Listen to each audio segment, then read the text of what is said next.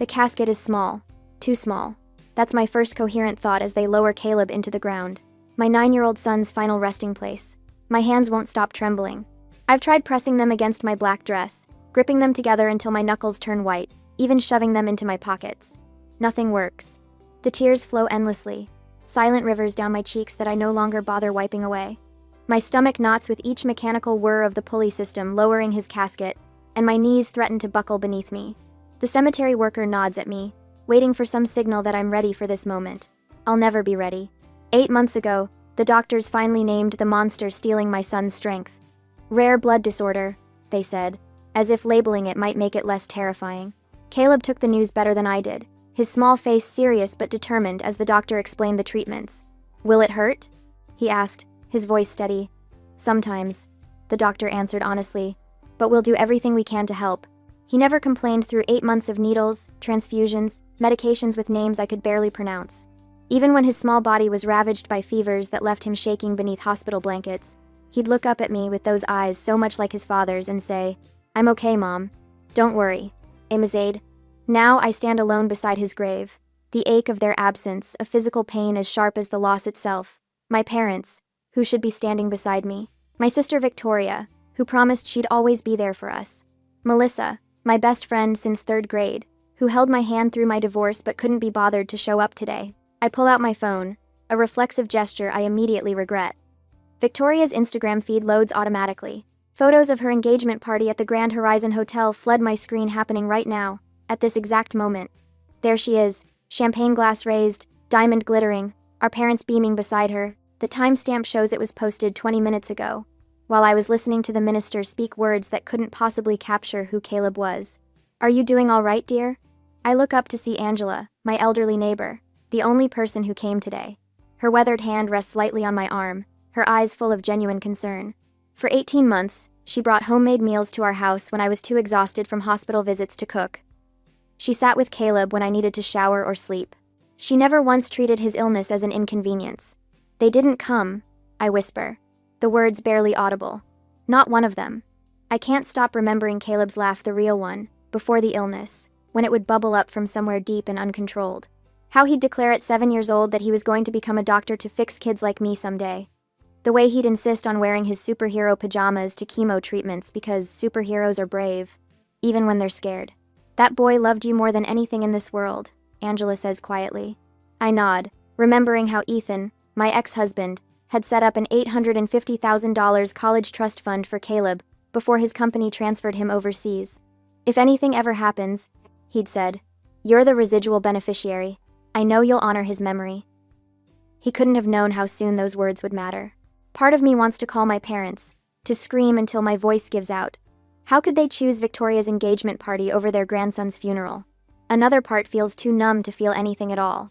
I've spent 18 months fighting for my son's life, sleeping in hospital chairs, memorizing medical terminology, advocating when doctors dismiss symptoms. Now there's nothing left to fight for. My phone buzzes with a text message. My mother's name appears on the screen. "We need to talk. Bring the trust documents tomorrow." I stare at the message, reading it twice to make sure I understand. They didn't come to Caleb's funeral, but they're interested in his trust fund? Something cold and analytical cuts through my grief for the first time today. Something doesn't add up. I type back, "I'm burying my son today. I can't talk about paperwork right now." Her response comes immediately. "Don't be dramatic, Destiny.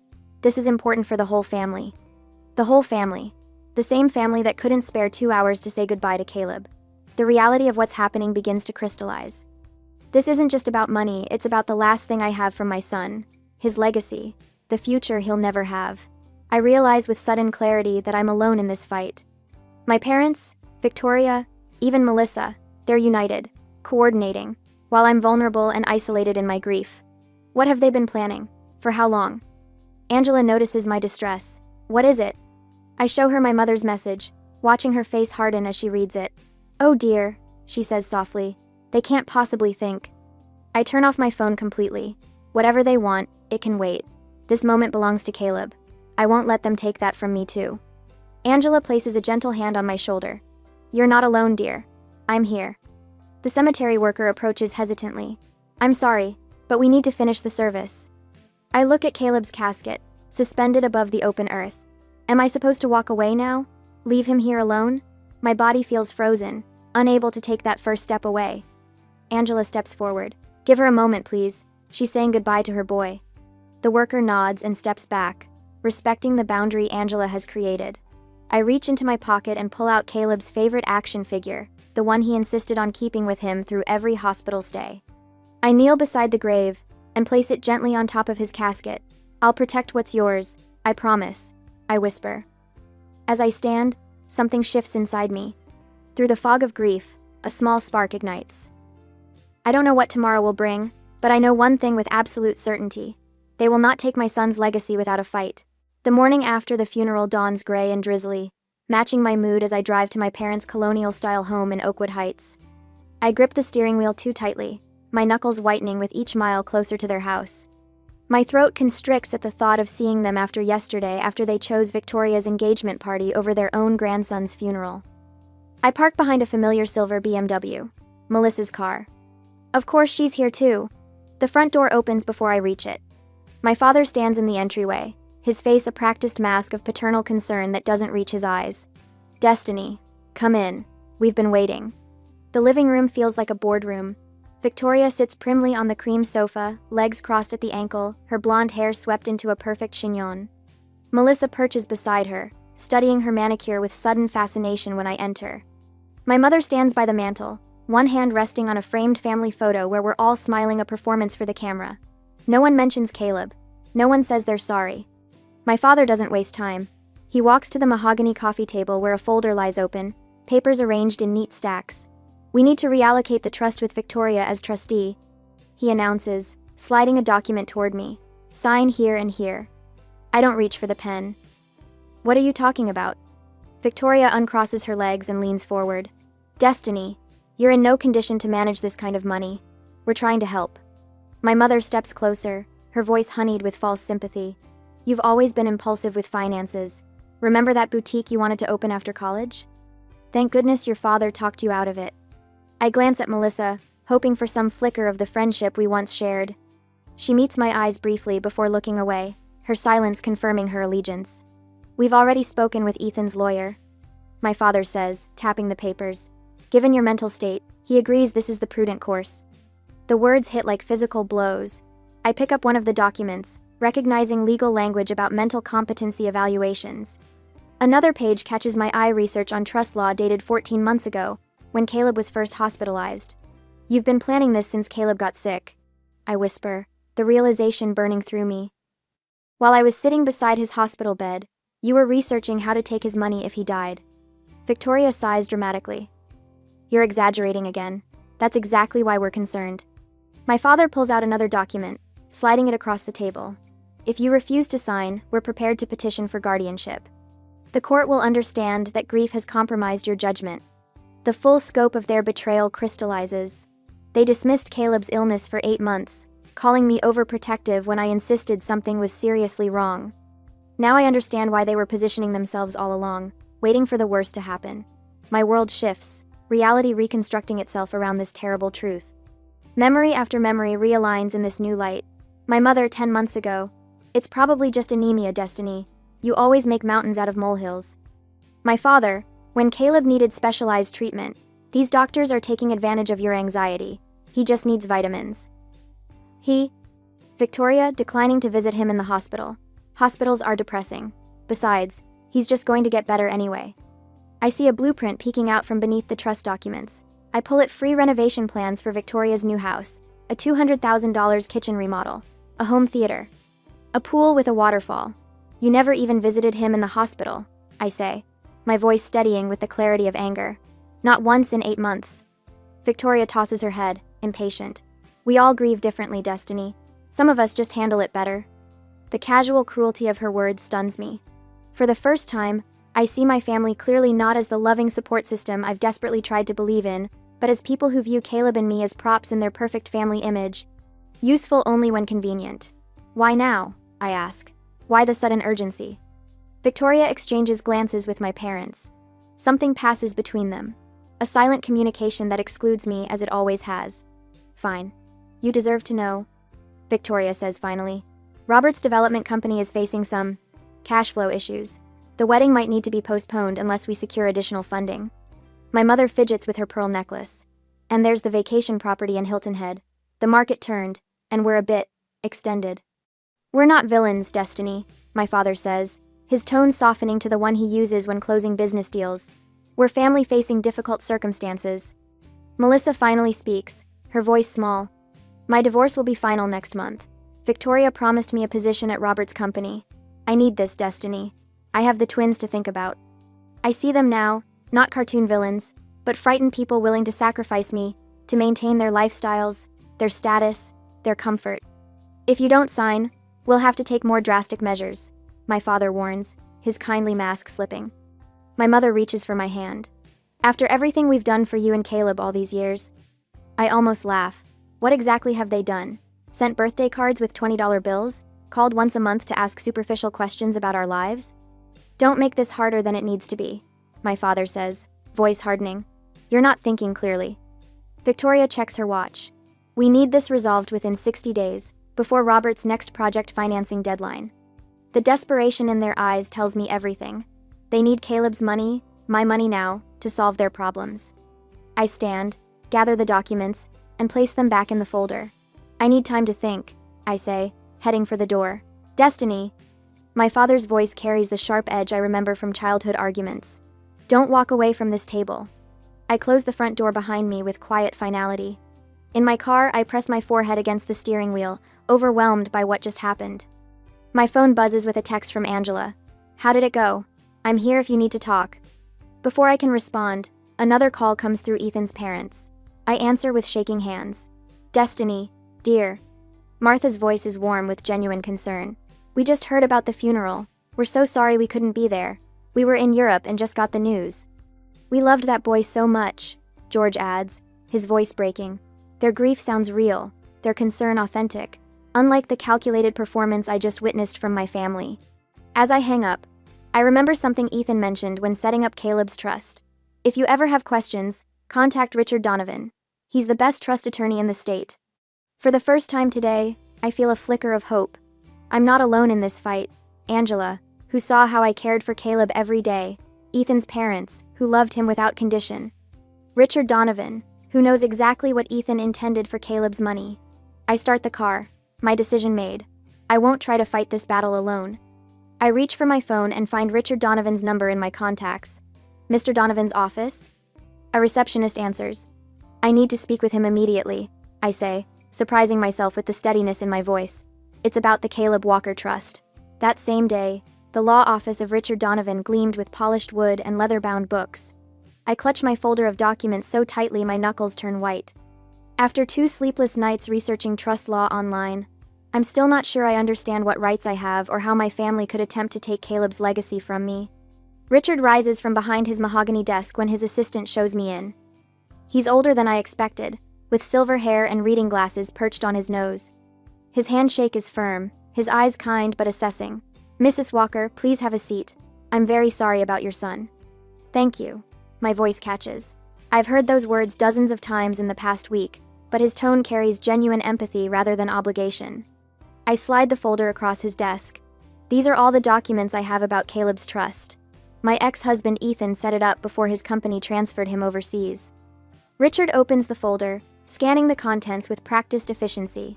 He nods occasionally, pausing to read certain sections more carefully. The silence stretches until I can't bear it.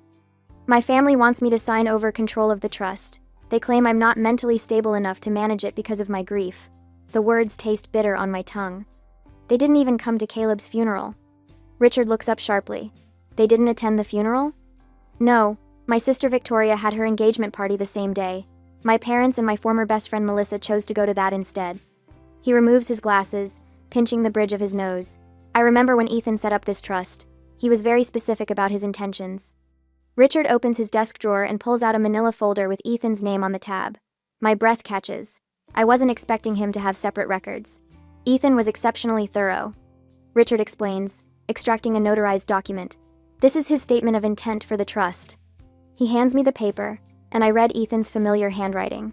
This trust is to secure Caleb's future, and if the worst happens, to provide for Destiny, who sacrificed everything for his care.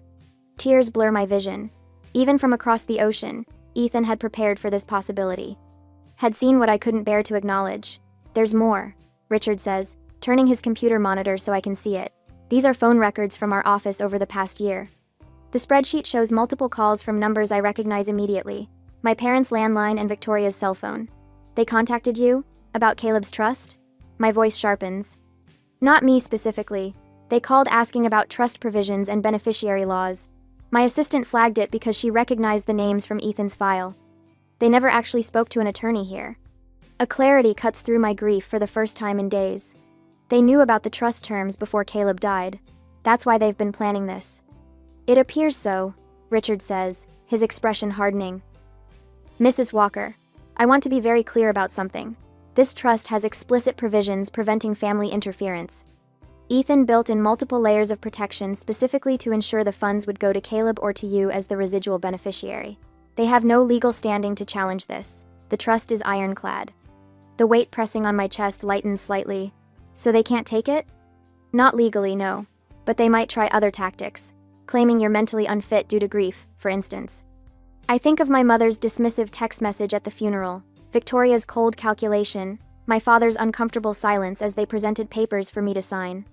So I don't need to fight them for the trust, I say slowly, the pieces coming together. I just need to prove their intentions. Richard's eyes narrow thoughtfully. That would certainly strengthen your position. Do you have any documentation of their attempts to gain control? I pull out my phone, showing him my mother's text messages from the funeral day. His eyebrows rise as he reads.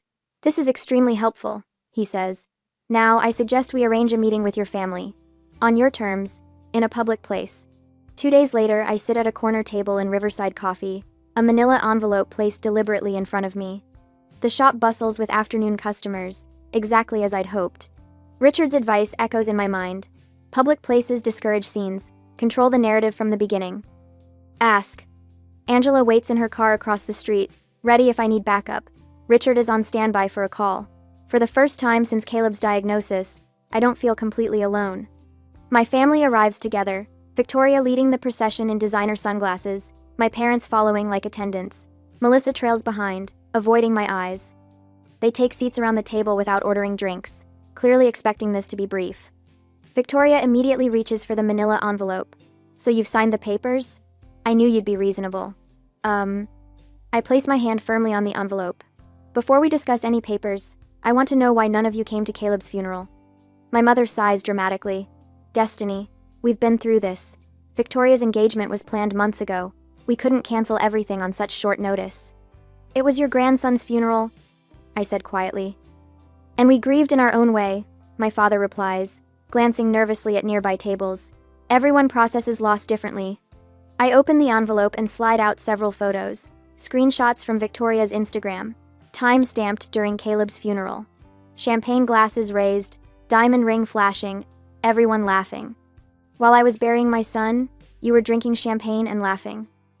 My voice remains steady, but people at nearby tables glance over. Victoria's face flushes. You're taking those out of context. That's not fair.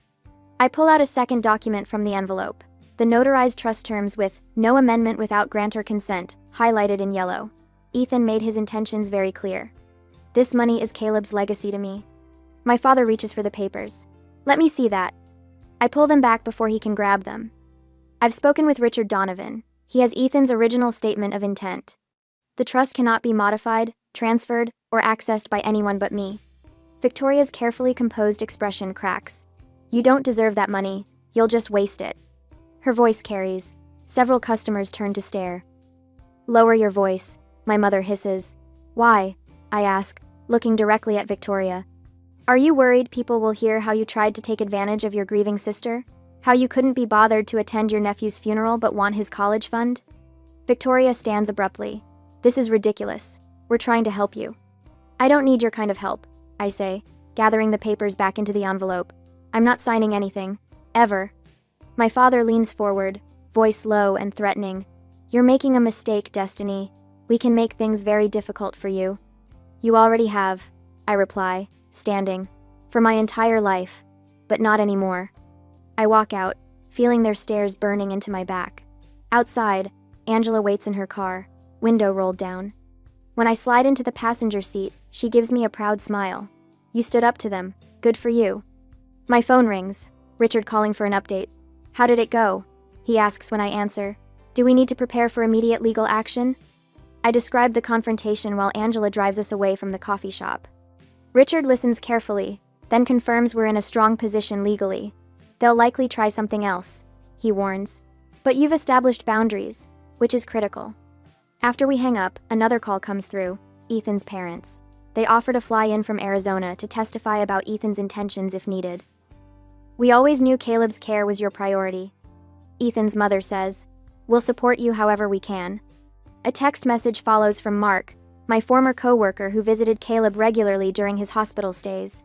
Angela told me what's happening. Whatever you need, I'm here. For the first time in weeks, I feel the weight on my chest lighten. I'm not fighting alone anymore. In Angela's driveway, I take a moment before getting out of the car. I touch Caleb's photo on my dashboard, his last school picture, taken before he got sick, his smile still radiant with hope. First step done, buddy, I whisper. Angela squeezes my hand. You did wonderfully today.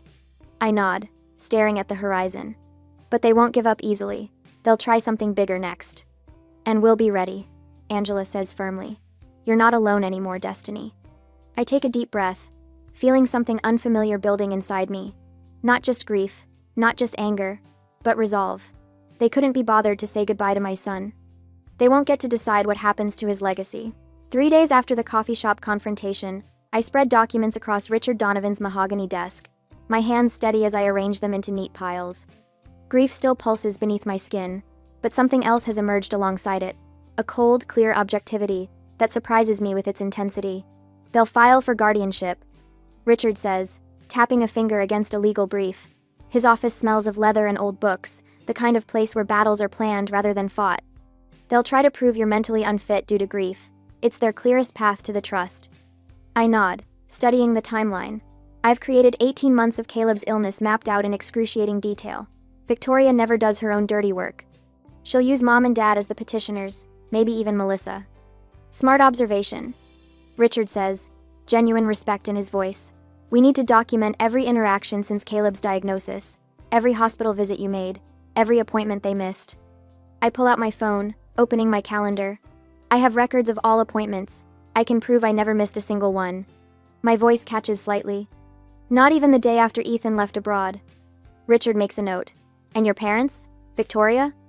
0 visits. Not when he was diagnosed. Not during the 3 weeks he spent in isolation after the bone marrow treatment failed. The memory stings, but I push through it. Not even when the doctors told us there was nothing more they could do. Document it all, Richard says. We don't move yet. We prepare. We gather evidence. We anticipate their attack. When they come, and they will, we'll be ready. I run my finger along a hospital bill, remembering how I'd learned to decipher medical codes and challenge insurance denials. How I became Caleb's advocate when no one else would. 8 months of treatments and not one visit from them. Not one. Richard leans forward. Destiny, I need you to understand something. This isn't just about proving you're mentally competent. It's about proving they never cared about Caleb, only his money. The words hurt, but the truth in them steadies me. Then that's exactly what we'll prove. Over the next hour, we sort through financial statements showing my meticulous handling of Caleb's medical expenses. Richard brings in a notary to witness my signing of affidavits. The preparation feels like building armor, each document another plate of protection around Caleb's legacy. They'll claim your grief makes you unstable, Richard warns. We need to counter that narrative before they can establish it. Angela has kept a journal, I say, surprising myself with this knowledge. She documented every time she helped with Caleb during his illness. She told me yesterday. Richard nods approvingly. Perfect. A neutral third party's observations will carry significant weight. I pull out my notebook. I've also contacted Caleb's primary oncologist and his school teacher. Both are willing to provide character statements. Excellent, Richard says. Now, what about Ethan? His intention when creating the trust could be crucial. I called his parents last night. They're coordinating with his attorney to document his original intentions.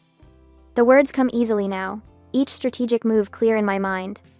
And I've installed security cameras at my house. If they try to confront me again, it'll be documented. Richard makes a note. I'm consulting with Dr. Elizabeth Warner tomorrow. She's a psychiatric expert who can evaluate you and counter any mental fitness challenges they might bring. I hesitate before sharing my next thought. I've been collecting screenshots.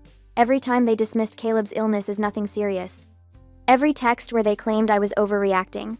My voice hardens. They created a pattern of minimizing his condition, while simultaneously planning to take his trust fund.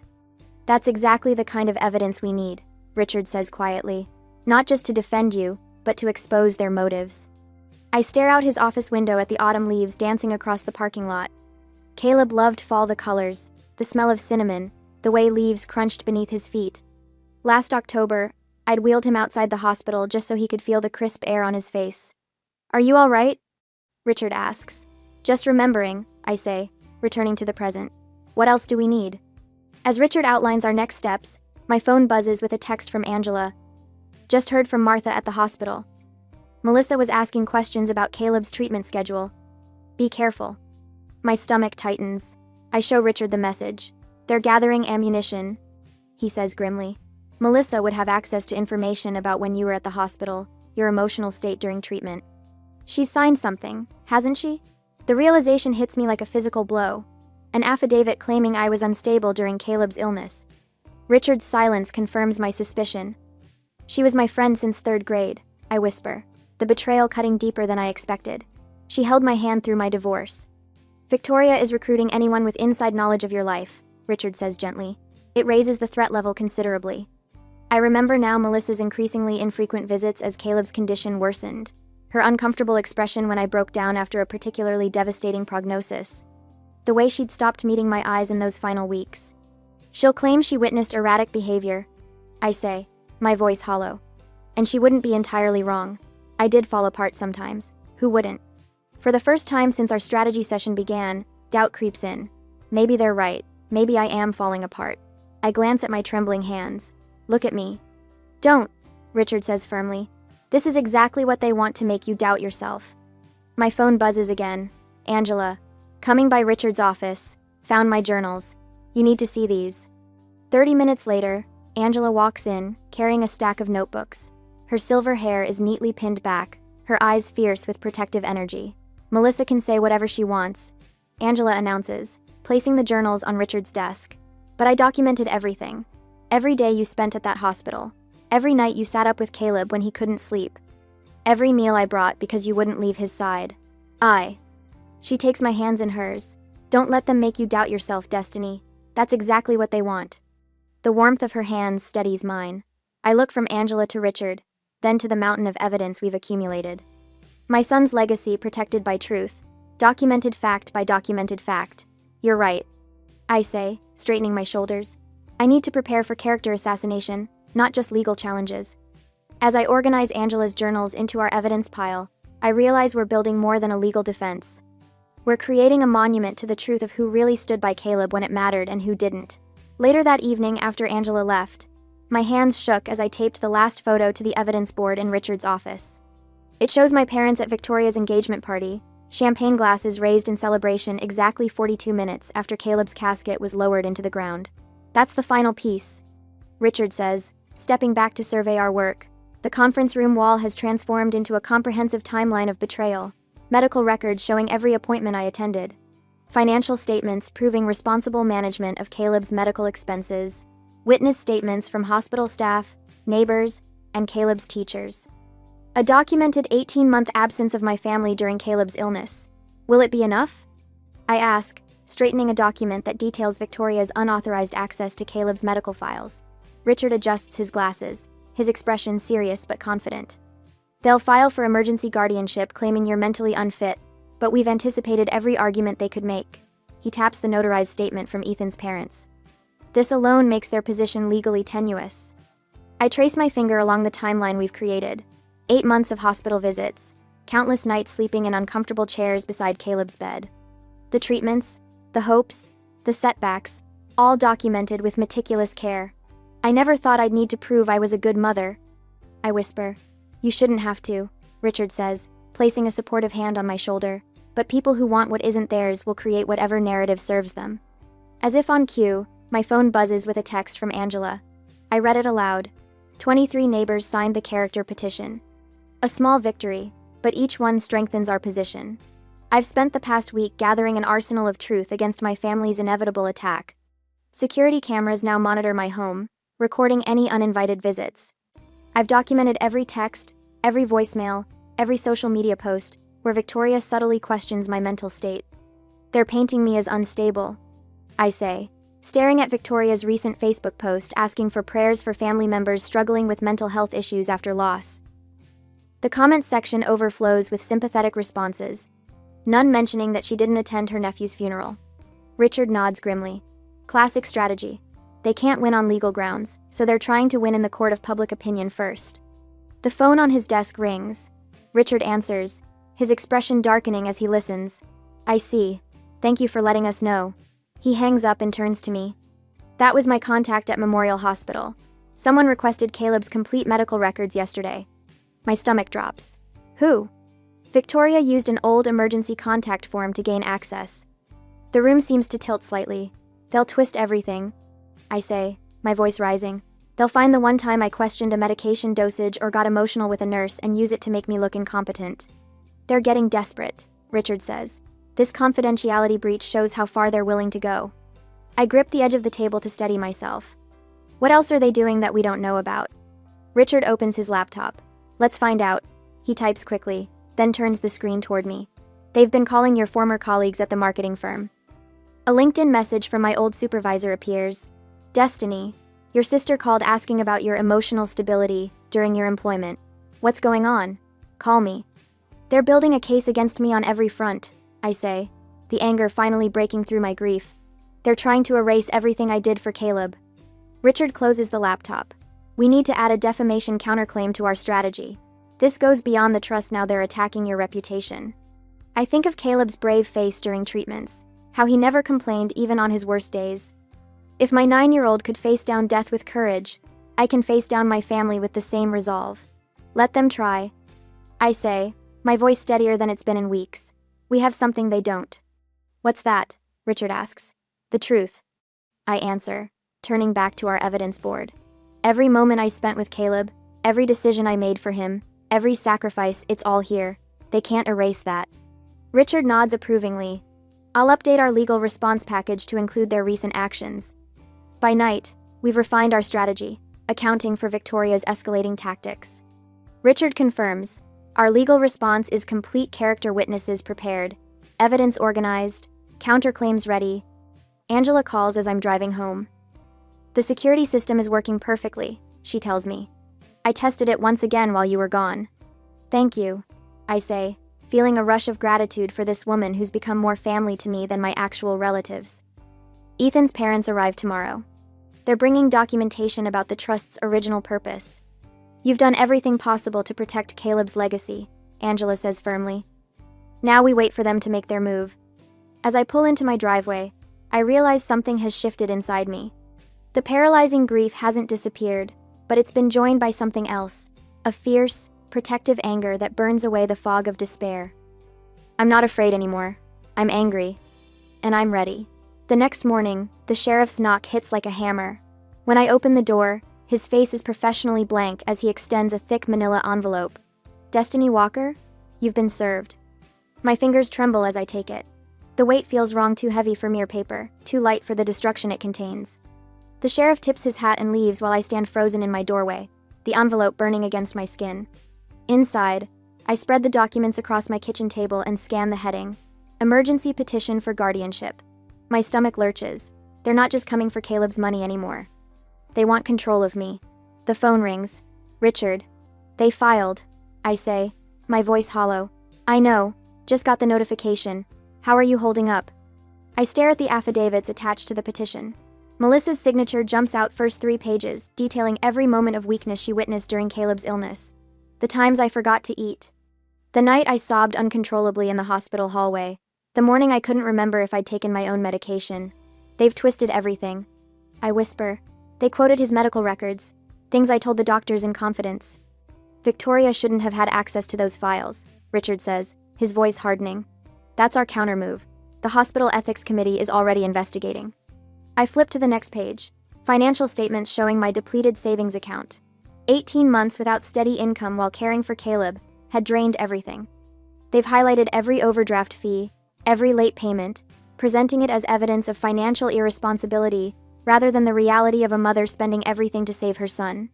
The hearing is tomorrow, Richard says. We knew this was coming. We're ready. But I'm not sure I am. This isn't just about money anymore. They're trying to take away my autonomy, my dignity, my very identity as a competent adult. The document before me paints a picture of a woman falling apart, unable to make rational decisions, a danger to herself without proper supervision. Have you seen the newspaper? Richard asks quietly. I pull up the local news website on my phone. There they are, my parents, sitting in their immaculate living room, sorrow etched into their carefully composed expressions. The headline makes me nauseous. Family seeks help for grieving mother. My father's quote appears in bold. This breaks our hearts, but we have to protect her from herself. I switch to social media and find Victoria's carefully crafted post, a throwback photo of us as children, her arm around my shoulders. Sometimes the hardest thing to do is step in when someone you love is suffering. Please keep our family in your thoughts during this difficult time. Mental health awareness. Family first. The comments section overflows with support for them. People who don't know us, don't know Caleb, offering prayers and praise for their bravery in helping me. They've already tried and convicted me in the court of public opinion. I say, courts don't decide cases based on Instagram likes, Richard replies. I've filed our counter petition. Ethan's parents arrived this morning. They're ready to testify about his intentions for the trust.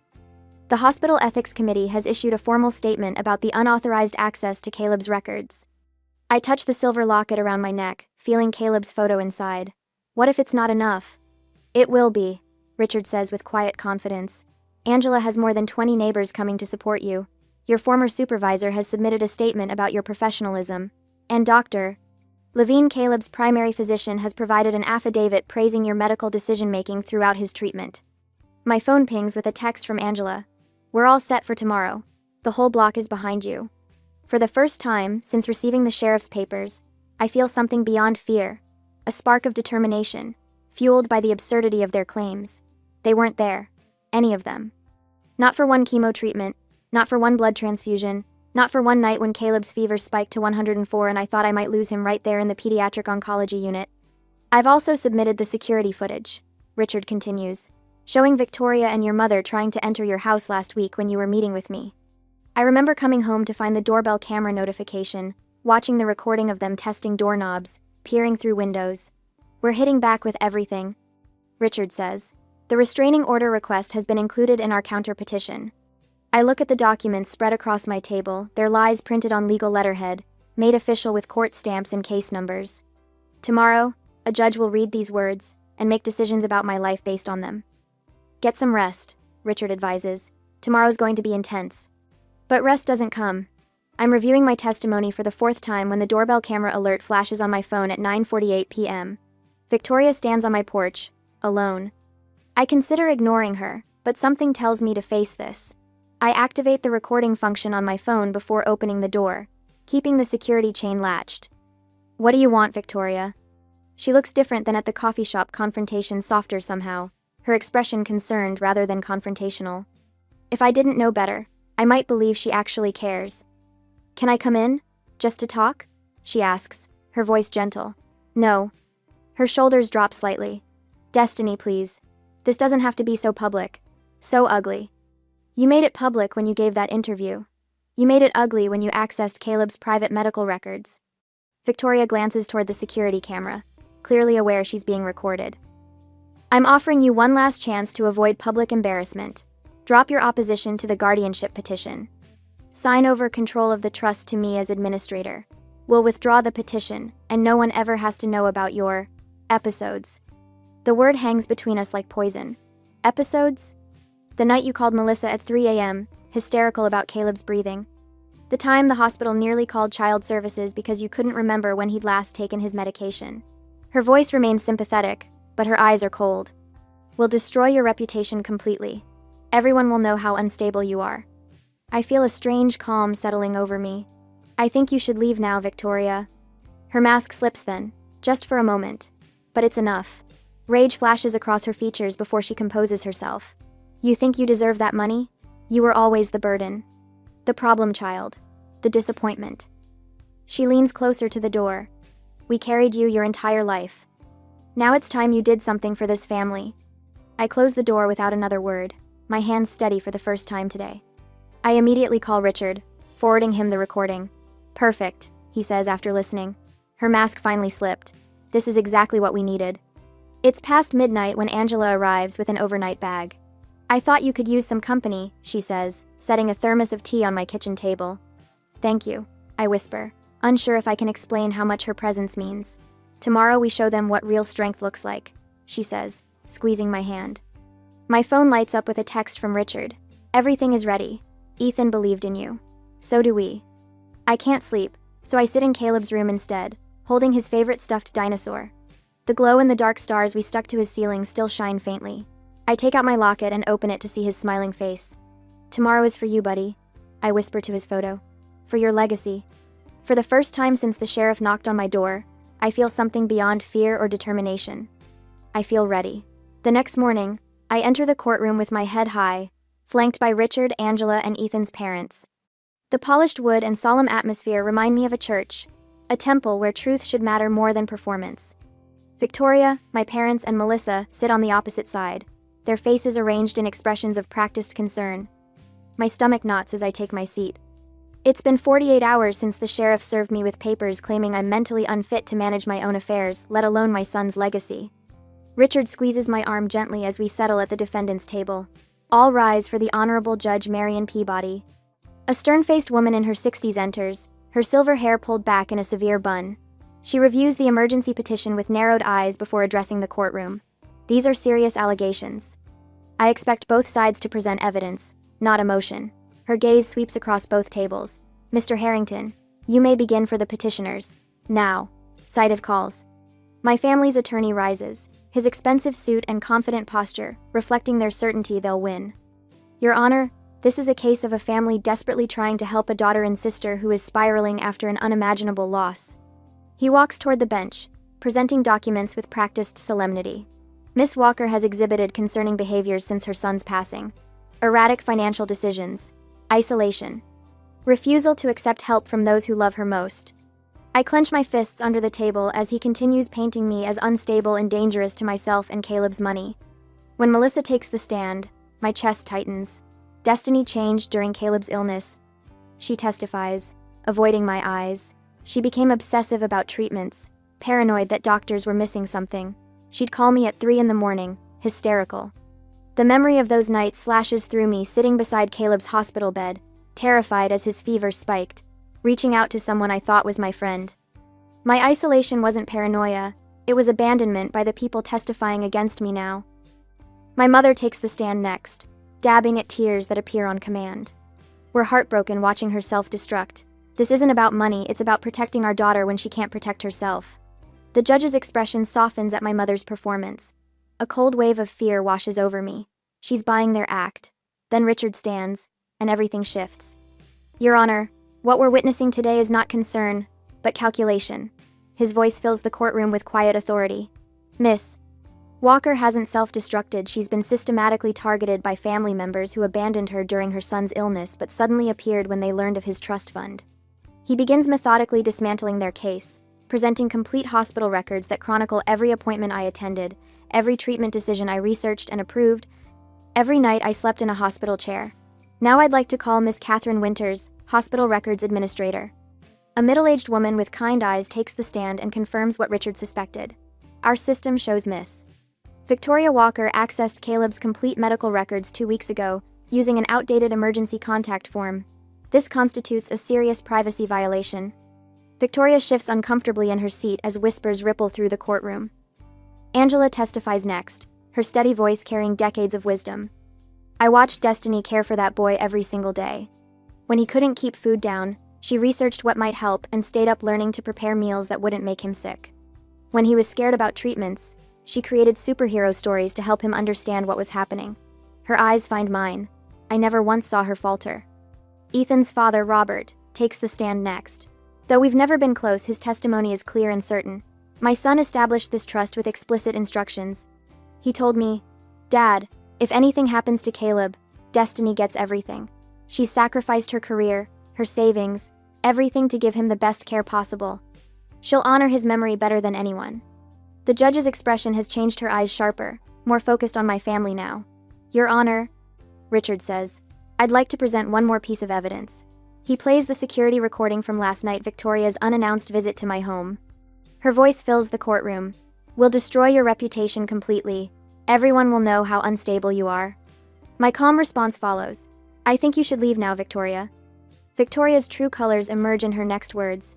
You think you deserve that money? You were always the burden. My sister's face flushes deep red. My mother's hand flies to her mouth.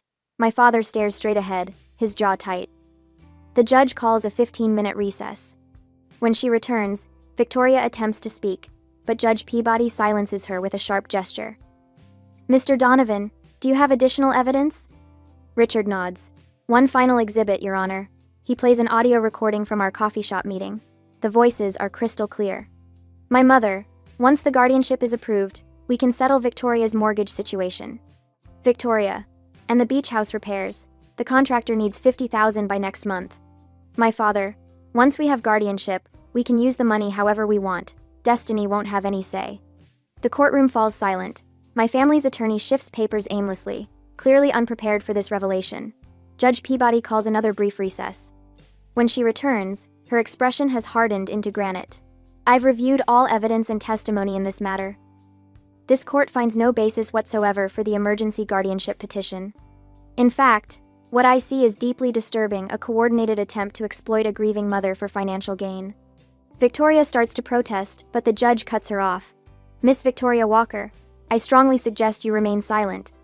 This court dismisses the petition with prejudice, meaning the petitioners cannot refile on these grounds. Furthermore, I am ordering an investigation into possible perjury by Melissa Bennett and Charles and Elaine Walker, whose testimonies directly contradict documented evidence. The judge continues, each word hitting like a hammer blow. I am granting an immediate restraining order prohibiting all petitioners from contacting Destiny Walker. The trust will be unfrozen immediately and secured against further challenges. Victoria's composure finally cracks. Her face contorts as she tries to maintain dignity while her plans crumble. My mother begins crying real tears this time. My father stares ahead, his expression frozen in disbelief. Miss Walker? The judge says, looking directly at me. This court finds you have acted with remarkable strength and clarity during an unimaginable loss. Your son would be proud of how you've protected his legacy. My parents and Victoria rise, attempting to approach me, but a bailiff steps between us, enforcing the new restraining order. Richard turns to me, his professional demeanor softening. The system worked today, Destiny. Justice was done. Angela's eyes shine with tears. Caleb would be so proud of you, dear.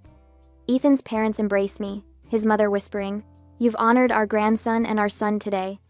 As I leave the courtroom, I touch Caleb's photo in my locket. The small silver frame holds his last school picture, grinning despite having lost his hair to chemo, his eyes bright with the determination that carried him through 18 months of fighting. Reporters wait outside, microphones extended. A month ago, I would have ducked my head and hurried past. Today, I stop. Mrs. Walker, how do you feel about the court's decision? I straighten my shoulders, feeling stronger than I have since the day we received Caleb's diagnosis. Today, justice was done for my son. As cameras flash, I walk toward the future Caleb would have wanted for me, one where his memory isn't just preserved but honored through strength he helped me discover. The trust fund isn't just money, it's his legacy, and I've proven worthy of protecting it. The financial advisor slides a folder across his mahogany desk. These investment options would create sustainable funding for the scholarship program while preserving the principal, he explains. I study the numbers, no longer intimidated by financial jargon. 1 week since the hearing, and already the world feels different. The Pediatric Hematology Fellowship needs to be fully funded, I say, tapping the proposal. That's non-negotiable. The advisor nods, making notes. And the restraining order? Holding firm. They can't come within 1,000 feet. My voice doesn't waver anymore when I mention my family. Strange how quickly family has become an administrative term rather than an emotional one. The local paper published a front-page story yesterday, Mother Vindicated in Trust Battle. I've received dozens of supportive calls and messages. Even Victoria's fiancé called to apologize before announcing their engagement was off. My parents face possible perjury charges, and Melissa was fired after her recorded testimony circulated through her workplace. When I leave the advisor's office, Angela waits in her ancient Buick, window rolled down despite the autumn chill. All set? She asks. All set. I slide into the passenger seat, remembering all those rides to and from the hospital with Caleb. How Angela would bring thermoses of homemade soup when cafeteria food became unbearable. How she'd sit with him while I showered or napped. Never thought I could do this, I admit as we drive. Stand up to them. Create something lasting. Angela pats my hand. I knew. From the moment you placed that action figure in his grave and made that promise.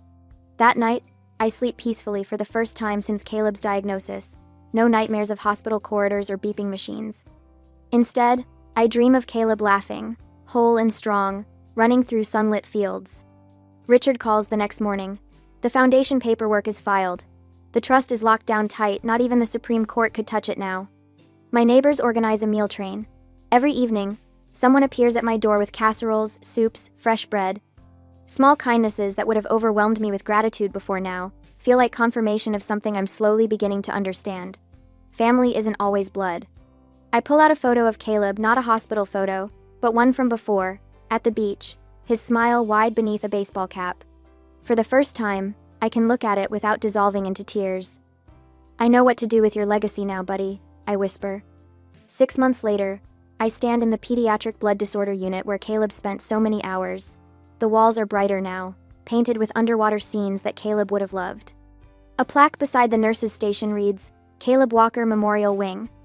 A young nurse approaches, extending her hand. I'm Jennifer Abrams, the first Caleb Walker scholar.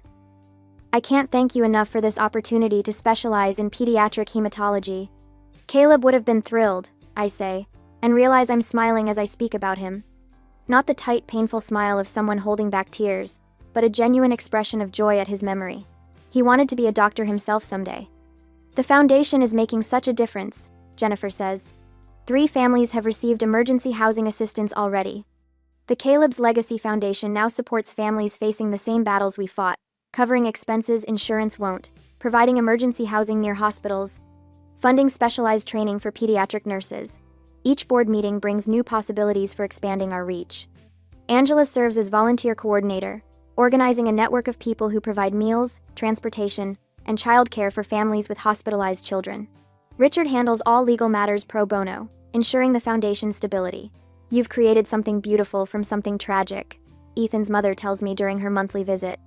She and her husband have become grandparent advocates, helping other grandparents navigate the medical system when their grandchildren fall ill.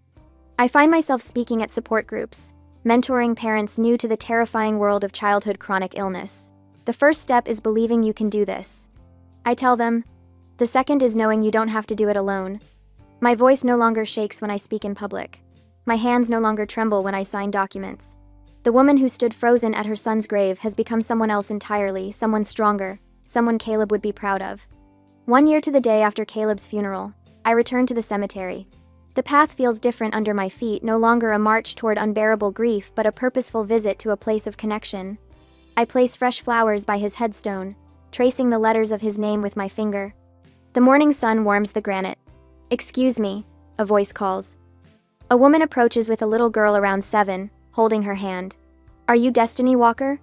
I nod, standing to greet them. I'm Sarah Mitchell. This is my daughter, Emma. The woman's eyes shine with unshed tears. Emma was diagnosed with the same condition as your son last year. The specialist funded by your scholarship program found a treatment protocol that worked when nothing else would. Your son's legacy saved my daughter's life. Emma steps forward, shy but determined. Thank you for helping me get better. I kneel to her level, seeing in her face the future Caleb never had. You're very welcome, Emma. Standing again, I share Caleb's story not with pain but with pride. Fighting for his legacy transformed me, I explain. I found strength I never knew I had. Sarah listens intently. The foundation is expanding? Yes. We're funding research into rare blood disorders starting next quarter. Angela's joining the board officially, and Richard's structuring the research grants. Ethan's parents are heading up the grandparent advocacy program. When they leave, I reach into my pocket and pull out Caleb's favorite action figure, the same one I'd placed in his grave a year ago. The cemetery worker had retrieved it for me after the service, understanding my immediate regret at parting with it. I place it gently against his headstone. I kept my promise, Caleb. Your legacy is safe and growing stronger every day. Standing in the same spot where I once felt utterly abandoned, I'm surrounded by the presence of those who've become my true family, not bound by blood but by something stronger. Choice, loyalty, and love. The family that matters isn't always the one you're born into, I say softly to Caleb. It's the one that stands beside you when you need them most. Ngri. As I walk back to my car, the morning sun warm on my face, I realize something profound. Sometimes the deepest betrayal leads to the most powerful transformation. I'm not just surviving now, I'm living the life that honors everything Caleb taught me about courage.